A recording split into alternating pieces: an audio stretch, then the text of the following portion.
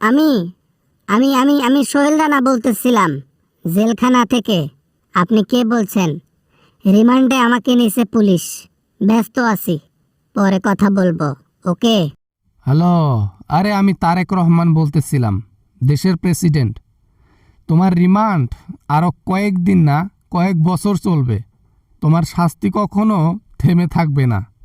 Sir sir sir sir sir sir আমাকে ক্ষমা করে দেন স্যার। স্যার আমাকে মাফ করে দেন স্যার। স্যার আমি আসলে ইচ্ছা করে কোনো কিছু করিনি স্যার। আমি নিজের নিয়ন্ত্রণে ছিলাম না স্যার।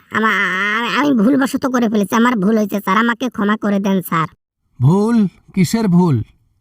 এতদিন যা করেছি, যা হয়েছে হয়েছে। আমার একটি সুযোগ এসেছে বাংলাদেশকে সুষ্ঠু বিচার দেবার, আর এ বিচার আমি দিয়েই ছাড়ব। না মানে স্যার স্যার স্যার স্যার দয়া করেন স্যার, দয়া করেন, দয়া করেন স্যার। আমি আমি আমি আমি আমি আমি পা ধরি, আপনার পা ধরি। আর আমি স্যার বাবার পায়ে ধরে ক্ষমা চাচ্ছি। তোমার পায়ে ধরে ক্ষমা চাচ্ছি, মাফ করে দাও। মাফ? কিসের মাপ? কোনো মাপ হবে না।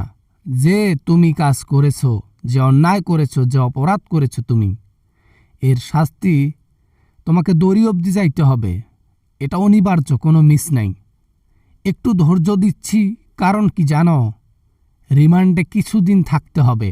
এটা রিয়েলাইজ করার জন্য যে তুমি যাকে দিছো এই শাস্তি, একটু নিজেকে দিয়ে ফিল করো। আমি বুঝতে পারছি স্যার, বুঝতে পারছি। আমি আমি অন্যায় কাজ করেছি। আমি আমি আমি আসলে ঠিক করিনি। আমি যা করেছি, দয়া করে আমার রিমান্ডটা কমিয়ে দিন। আমার এই রিমান্ডের শাস্তি আর নিতে পারতেছি না স্যার।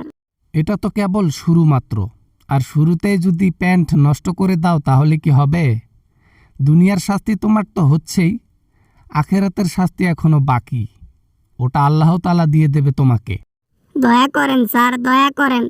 আমি আসলে ওই শাস্তিটাই পেতে চাই যেটা আল্লাহ তাআলা দেবে, কিন্তু দুনিয়ার শাস্তি আমার আর সহ্য হচ্ছে না।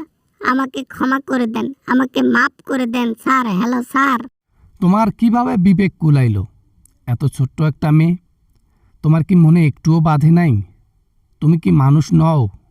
তুমি তো মানুষ। তোমার কি মন নাই, মনুষ্যত্ব নাই? একটুও মায়া লাগে নাই?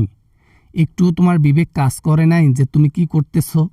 স্যার আমি তো বললাম আমি নিজের মধ্যে ছিলাম না, আউট অফ কন্ট্রোলে গিয়েছিলাম, যার কারণে এরকম একটা কাজ করে ফেলছি স্যার। আমাকে ক্ষমা করে দেন। 500 করে ডিম দেয় পিছনে স্যার, 500টা করে ডিম। আমি থানাতে ফোন করে বলে দিচ্ছি যেন আরও 1500 ডিম তোমাকে বেশি করে দেওয়া হয়। আর এটা তো শুধু শুরু মাত্র। দেখো তোমার সাথে আরও কি কি ঘটনা ঘটে। আমি শুনেছি রামেশের বাবা নাকি বিচার চায় না, কারণ তাকে নাকি বিচার দিতে পারবে না বাংলাদেশ। যদি বিচার নাই চায় তাহলে আমাকে ছেড়ে দেন স্যার, তাহলে ছেড়ে দেন, আমাকে ছেড়ে দেন। বুকে কষ্ট নিয়ে কথাটা বলেছেন, কারণ আজ পর্যন্ত যে অন্যায় কাজগুলো বাংলাদেশে হয়েছে এটার সুষ্ঠু বিচার এখন পর্যন্ত কেউ দিতে পারে নাই। তিনি এসব দেখে কষ্টেই কথা বলেছেন। আমরা কি চুপ থাকবো? হায় হায় হায় ভগবান, আমি কি করে ফেললাম! আয় আল্লাহ, কি করে ফেললাম! আয় খোদা, কি করে ফেললাম! হায় ঈশ্বর, আমি কি করে ফেললাম! আমার দ্বারা কি হলো? আমার জীবনটা শেষ হয়ে গেল রে। কান্না করতে করতে চোখের পানি শুকিয়ে যাবে, মাথা ঠেকাতে ঠেকাতে কপালে দাগ হয়ে যাবে। তুমি পস্তাইতে পস্তাইতে পিপাসা লেগে যাবে, কিন্তু তোমার শাস্তি রুকবে না, থেমে থাকবে না, এটা বাড়তেই থাকবে।